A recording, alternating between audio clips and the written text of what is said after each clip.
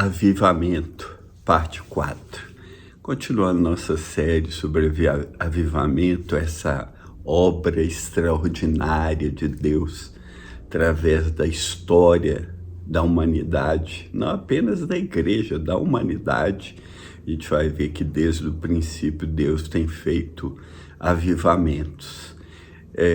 Eu falei no último vídeo sobre arrependimento contínuo e quero reforçar o que é arrependimento contínuo, né? Aquela obra do Espírito Santo na nossa vida que nos leva a estar arrependendo dos nossos pecados, pedindo perdão a Deus, pedindo perdão às pessoas que a gente ofende continuamente, né?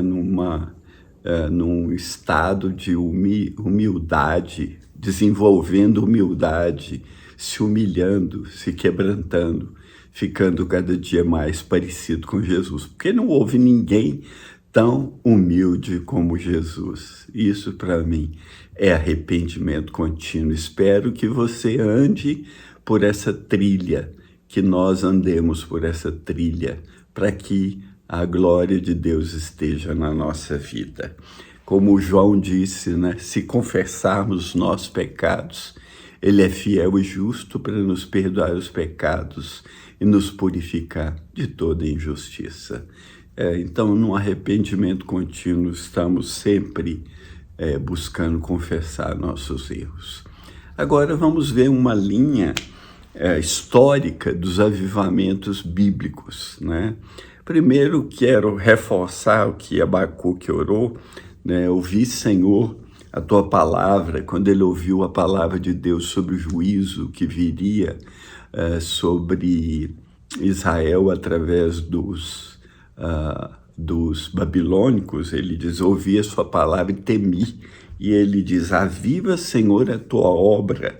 No meio dos anos, faze-a conhecida. Na tua ira, lembra-te da misericórdia. Como eu disse, Deus tem para nós ou avivamento ou juízo. Espero que seja avivamento. E quando Abacuque fez essa oração, eu penso que ele pensava das obras de Deus através da história, desde a criação, né? Desde do mundo, desde Noé, ou antes Enoque, que andou com Deus, ou Noé, que achou graça, e veio juízo sobre o mundo, mas veio um avivamento sobre Noé e a sua família. E aí ele vai, nessa linha histórica, vem encontrando Abraão, fazendo milagres extraordinários, obras extraordinárias, ou de avivamento e crescimento ou de juízo, como Sodoma e Gomorra.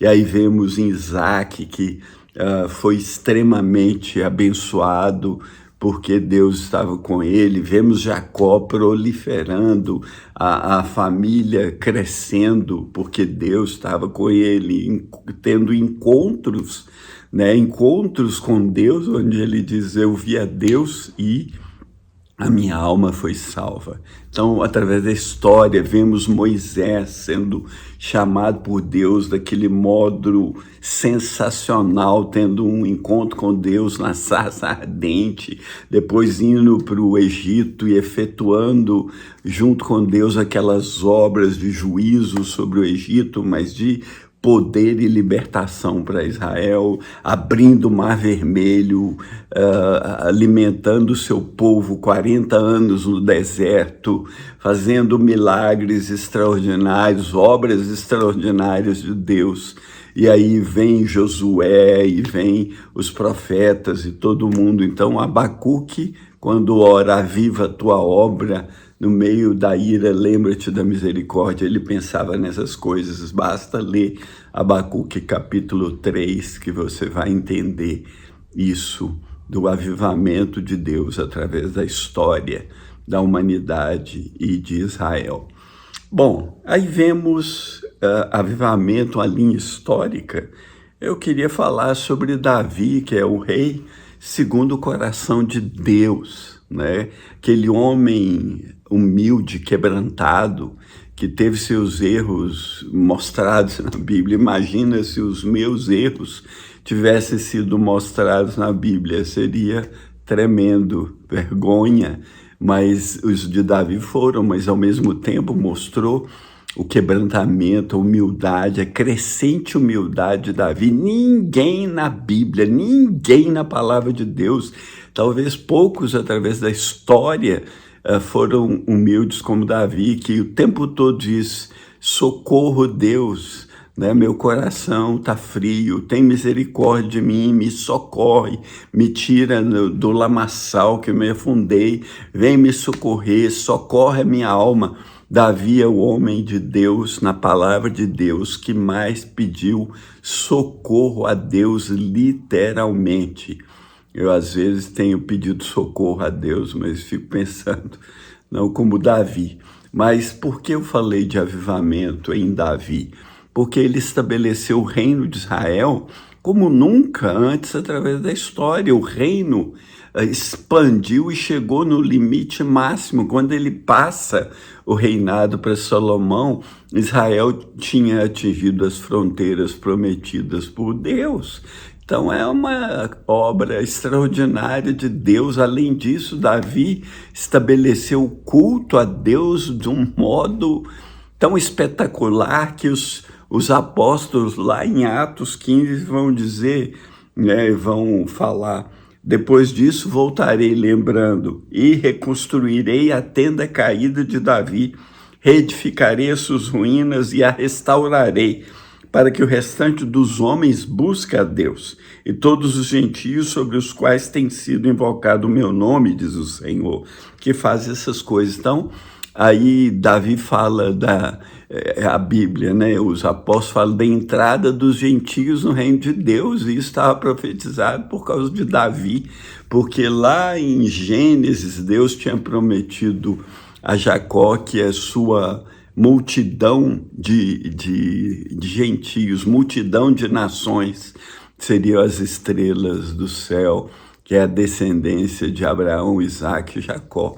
Deus tinha prometido isso desde o princípio, e isso é a restauração da tenda caída de Davi. Uau, que coisa tremenda, né? Não é apenas história de um estilo de adoração, que Davi é um adorador por excelência, mas muito mais do que isso. Então vemos esse avivamento tremendo no reinado de Davi.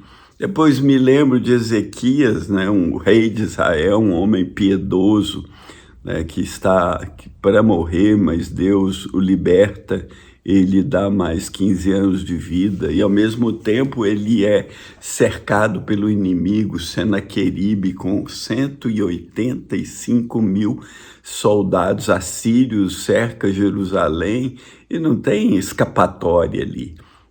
Jerusalém, o exército de Israel estava deficiente, não podia enfrentar aquela multidão.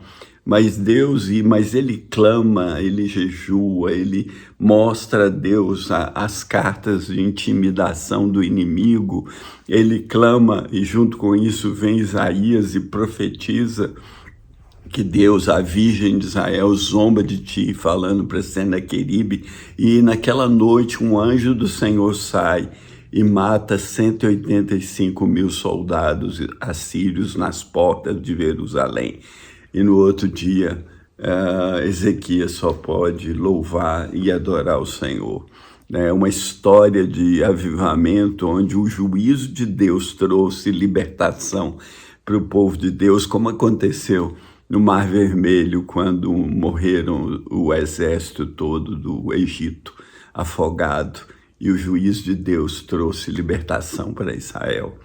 E vemos também Josafá, uma história parecida, né? Vem lá um exército etíope de 1 milhão de soldados contra Josafá, um exército tão enorme, com uma multidão como a areia, diz lá.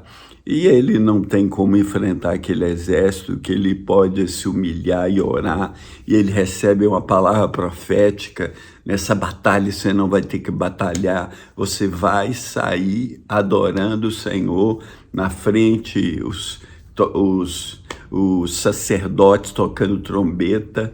E aí Josafá fez isso, e Deus trouxe confusão no arraial dos inimigos e eles se dizimaram. E foi uma obra tremenda, libertadora de Deus, um verdadeiro avivamento de Deus sobre Israel.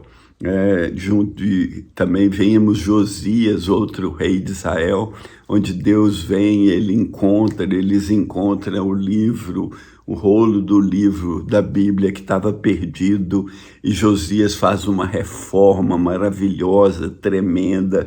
Ele se arrepende, ele se humilha, ele trabalha ali num espírito de João Batista, né, de preparar o caminho do Senhor com arrependimento, com quebrantamento, e Deus vem e faz uma obra linda em Israel por causa dessa ação do rei Josias, e Deus traz ali um avivamento e adia o juízo que Deus tinha prometido.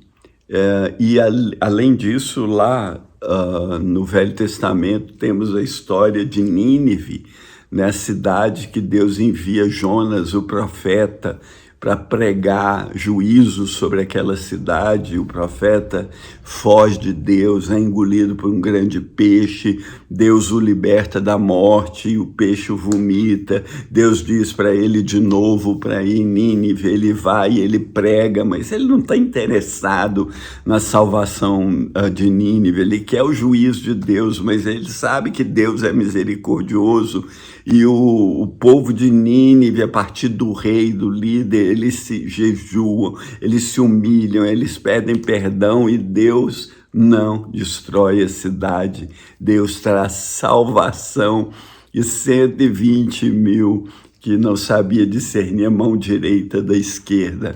E isso é uma coisa fantástica, absolutamente fantástica e única na palavra de Deus, um avivamento sobre todo um povo, sobre toda uma grande cidade, e ela toda se converte em um dia.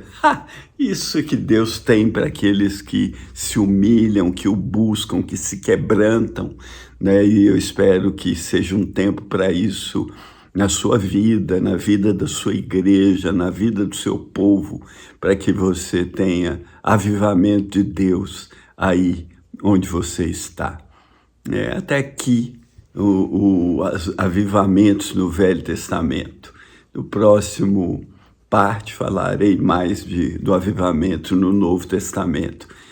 Que Deus te conduza por caminho de arrependimento contínuo, que Deus te conduza por caminho de humildade, porque aquele que se humilha será exaltado, aquele que pede perdão será exaltado. E quero te lembrar a todos que estão ouvindo que o único caminho para Deus chama-se Jesus Cristo, nosso Senhor. Jesus significa salvação. Cristo significa o ungido de Deus.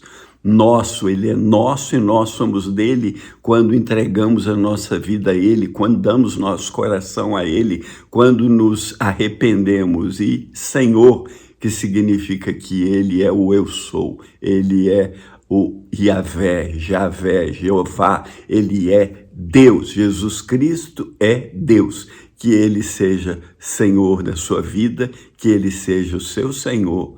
Amém. Um grande abraço. Se você quiser ouvir a série, essa parte 4, as outras partes você vai encontrar, principalmente, além do Instagram, @leite53, também lá no YouTube, William Robson Leite. Eu te abençoo, em nome de Jesus. Amém.